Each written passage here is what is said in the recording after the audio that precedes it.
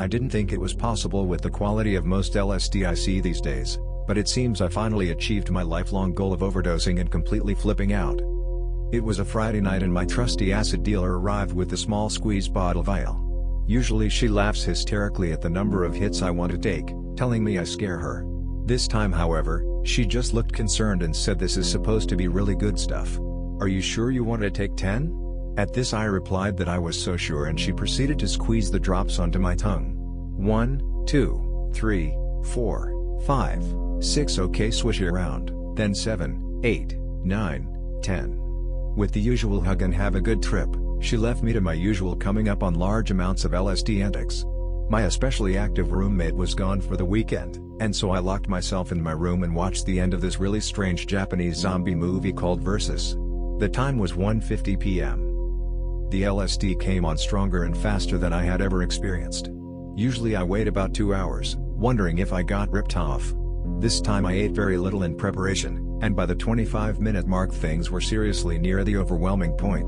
The white walls became trillions of colors with a repeating pattern that looked like the symbol for a cold front over and over again. I have only gotten sick on acid once before, but the intensity of the come-up left me curled up on my bed with my face in the comforter, rolling around to try to stave off the nausea. I'm sure some out there know what I am talking about. It's no normal nausea, it's inconsistent and comes in rapid waves. What was initially an ecstatic mood at getting what seemed to be excellent acid turned into fear this was coming on way too strong, way too fast. I remember lying on my bed looking at the different sized whirlpools swirling in the drywall and thinking just hold on, motherfucker. For some reason I kept conceptualizing the amount of time I had been waiting for this trip, and it seemed to be a very tangible amount of days bathed in this dreary sunset light and it made me feel unbearably depressed so I tried to banish it from my mind. By this point it was about an hour in and things were getting really intense. I looked at the underside of my hand and wrist and saw the veins scintillating and moving quickly like highways of loading bars on the computer with the diagonal lines moving. The visuals were making me sick so I closed my eyes and saw this universe pattern with millions of different sized dots and stars made of different day-glow colors. It was all intensely beautiful but I felt too sick to appreciate it. I stood up to make my way to the bathroom to try to speed up the inevitable and found my balance was insanely off. I stumbled and almost fell over, then crawling over to my toilet and sitting cross-legged in front of it, cursing it for being so tall and not being usable with me in that sitting position because it was the only position I could think of at the moment. The visuals at this point were not as noticeable because I was looking around too fast to settle on something, and frankly was concerned with my survival more than the trip. I knew in the back of my head that no one has ever died from LSD itself, and so as long as I maintained some small measure of control and didn't fling myself out a window or something I would be fine. It certainly didn't feel that way though. I felt violently ill and my mind kept going back to how the current trip must compare to ergot poisoning. I kept trying to put on music to calm myself but it seemed loud and like it would alert my roommates that something was wrong with me so I kept turning it up then down, the mouse making ridiculously long trails on my computer screen.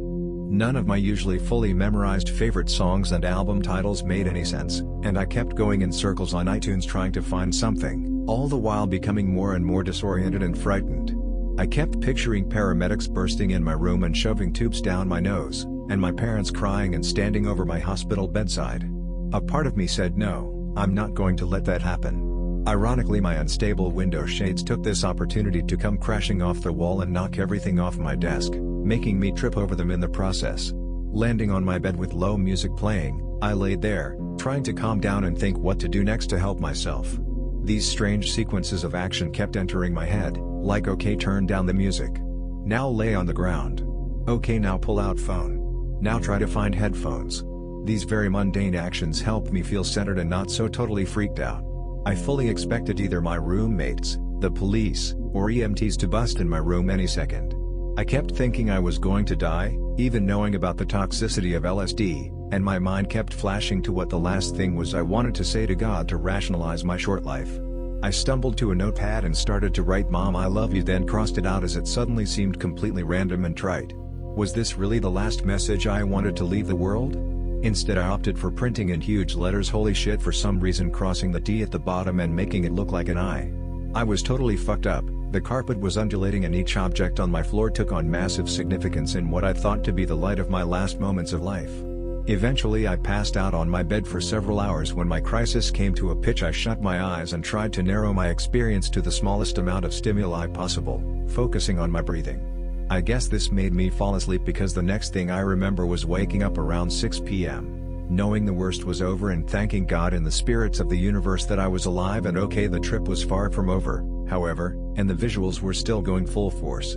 My whitewashed walls were plastered with thousands of little amoeba-shaped blobs, each with numerous different bright colors contained within. I remember being stunned at the rainbows that seemed to form a halo around every object. By this time the sun had set, and turning on the lamps in my room sent cascades of crystalline light in all directions. With my totally ridiculous fear of dying past me, I was able to turn on my favorite music, a Japanese producer named Yasutaka Nakata, and enjoy the totally beautiful, ecstatic visuals that slowly died down, coming back briefly in waves until about 11 o'clock.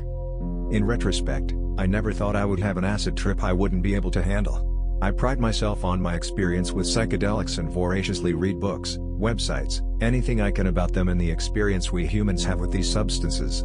I was unprepared for the completely rapid and alien change my world went through in less than half an hour. I am mad at myself for freaking out. I contemplated calling 911 during the worst parts, and just imagining what could have happened had I done this sends shivers down my spine. A hospital is not where you want to ride out an acid trip. Reading this back to myself, I think, why couldn't I have just calmed down and enjoyed it? At the time, this was impossible. My trip was like a freight train that gathered and gathered speed until I did the only thing I could, became unconscious. I hope no one gets scared or chooses not to partake of LSD because of this trip report. I love lysergic acid diethylamide. It is an unbelievably wonderful sacrament that has been bestowed upon the human race, and I truly believe that a direct experience of reality, beyond labels or concepts, could push the human race off the destructive path it is currently on. But I am beginning to preach.